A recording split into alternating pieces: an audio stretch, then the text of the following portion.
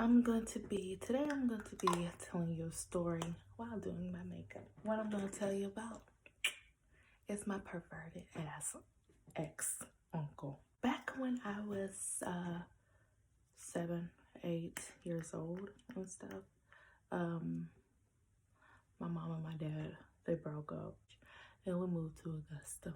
Auntie Tiffany was dating this guy who she later ended up marrying.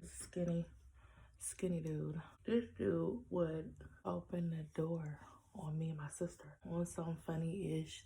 He was playing around. He shouldn't be doing that, you know? I always turned my back towards him.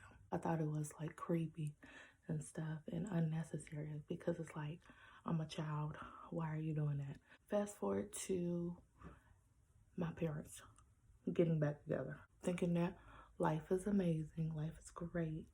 I mean, thriving, if you will. Unfortunately, things didn't last too long, so my mama ended up moving us back to Augusta. Guess where we moved back to? I'm in the 8th grade at this time and stuff. My auntie got married to, you know, I had my first boyfriend. One day, go outside to play, you know, or whatever. Hang out with my girl, Trivia. Hanging out with her and such. And I see that Tracy is like messing with Anna. My sister, excuse me. I'm like, what is he doing with my sister? I go over there and he's still trying to hit my sister. And I'm like, whoa. And if you know me, you know you're not gonna touch my sister. I'm going around the circle chasing him. He's chasing Anna. So I'm grabbing Tracy's hand. I hear somebody goes, Adrienne. They're saying my name rather loud. And I don't appreciate that. My dad never yelled at me like that. I look back. Ding, ding, ding. What do you know? It's him. And he's like, get your ass over here now. And I'm like, I'll be over there in a sec. And then he goes, no, I told you to come here now. And I'm like, okay. So I tell Anna, go over there and stay your ass over there. Stay over there until I come back out the house and see what the fuck this nigga want. I go to my auntie's driveway and he's like looking at me like he's really about to do some shit. And he's like, you sitting over there being a fast ass. I see you over there all up on this nigga and holding his hand and da-da-da. I'm telling him how this dude was trying to hit my sister. Dude over here coming from, no you not. You trying to be fast and I see you over there with him. I'm gonna tell your mama. Da-da-da. I said, dude, tell my mama. I gotta walk away. This fool gonna tell me, get my ass in the house. I brush him off. He's all like, what did I tell you? I told you to get in the house. And I said, I'm not going in. He goes, well, I'm gonna wake up your mama and tell her what a fast ass daughter you are and how you not minding your adults. I then say, well, you know what? I'll do you even better. I'll wake her up just for you. And he's like, fine then, I guess we both gonna wake her up. I said, okay, fine. I'm like, mama, wake up, I gotta tell you something. So she's like, what you want, Adrienne? So I'm telling her, and little do I know, dude went back there to get something. I didn't know where he was, honestly, because I was so pissed off, you know. I was ready, okay? I was like, Mom, I said, if I don't go outside, something's gonna happen to Anna. I said, cause Tracy is trying to hit Anna. And I was like, I have to go. I have to go outside and check on Anna and stuff. That's all I kept on saying. Y'all, guess what this fool comes out the back with? A fucking belt. He's like, get your ass in the back, strip naked, and I'ma whoop you. I start laughing at him. And he's like, oh, you think you're funny. You think you're funny. You think I'm going to show you what's funny.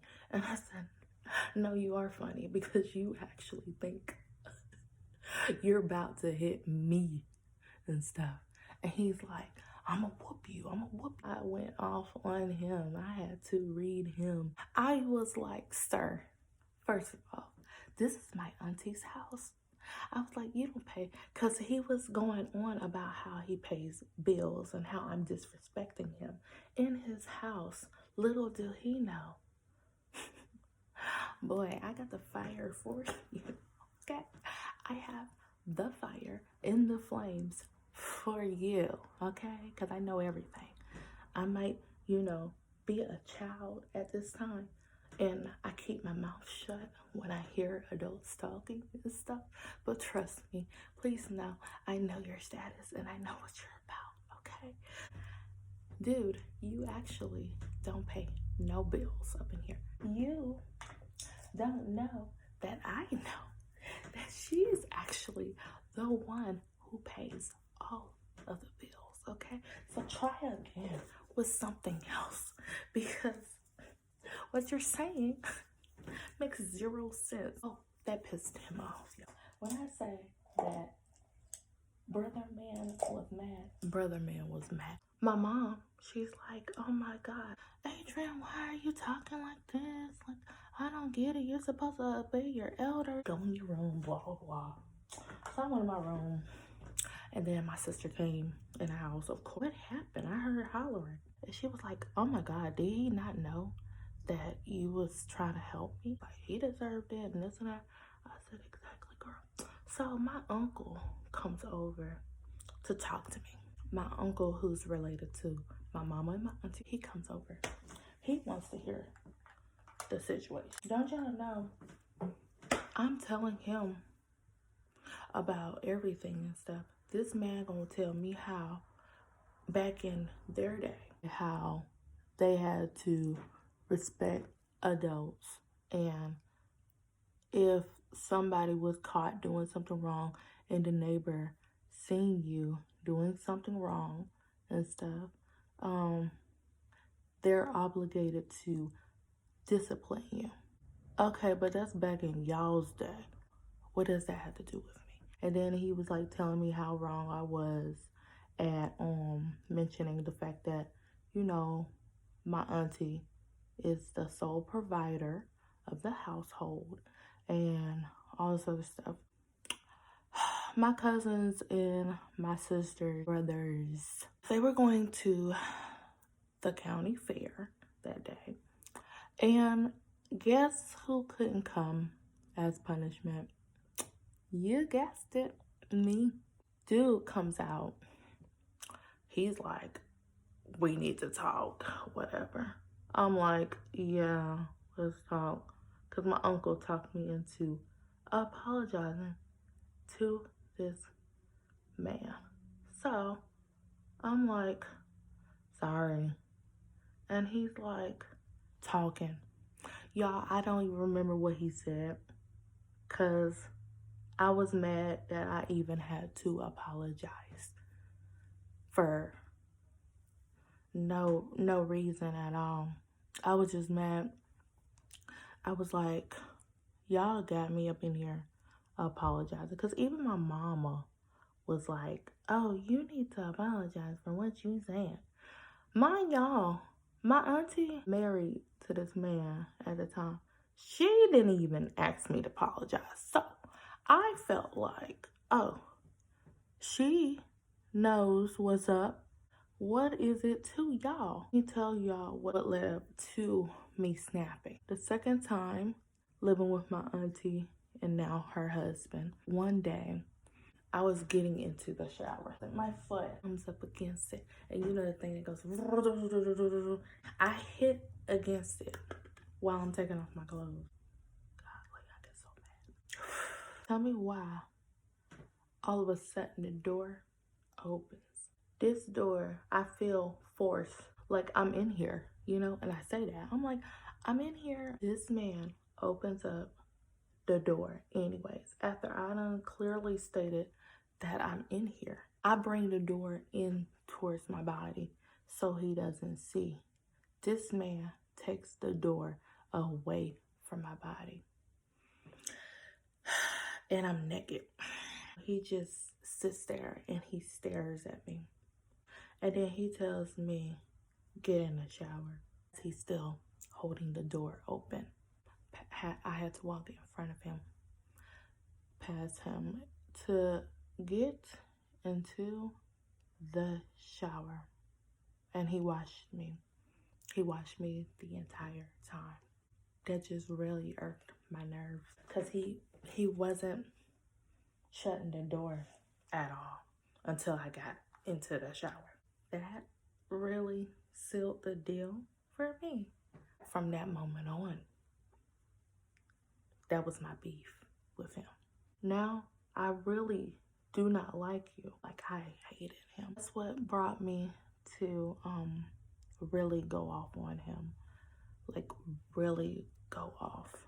Years later, I did end up telling my dad. And my dad was pissed. He was like, are you serious? What your mama did? Of course, it's like nothing. I told my mom, but that's a whole other type of story, y'all. I'm telling y'all, from that moment on, I never respected him after that. And then, like, just so happened that happened with the ex-boyfriend. It's not fun at all to sit over there and just feel like nobody is going to protect you. My auntie ended up divorcing him years later. And honestly, I was so happy. I was like, yay.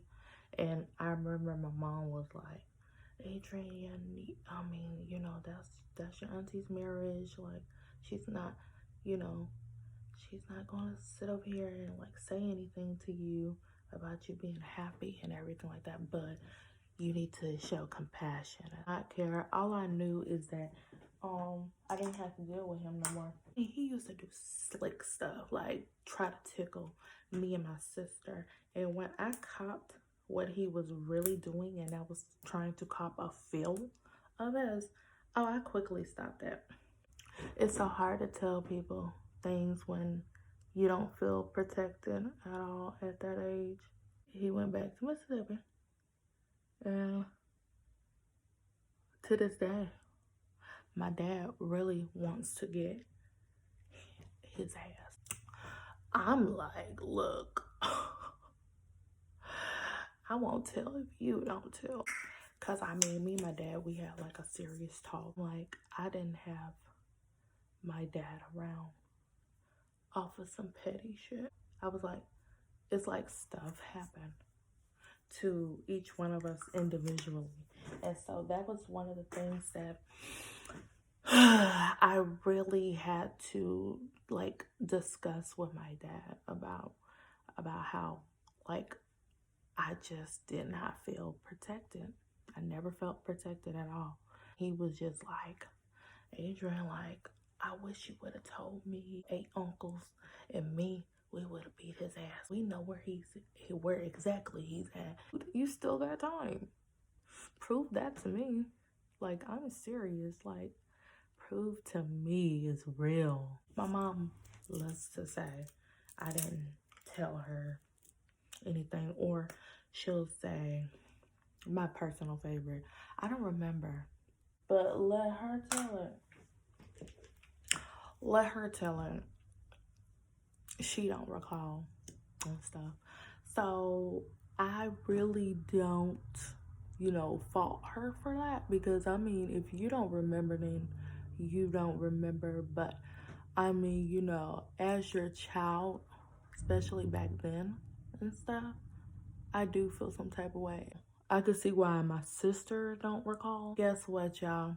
He ended up having a whole baby with an 18-year-old. This man was like damn near 40, y'all, at the time. So I know he was like in his late 40s, because he was older than my auntie. It gives me comfort in knowing that I understood why I was so mad those years, because I really was. I was like really, really mad, and I didn't even consider that being something to traumatize you as a young person, because it lets me know that how I am now, especially when it comes to like whenever I have kids, I'm gonna be extremely like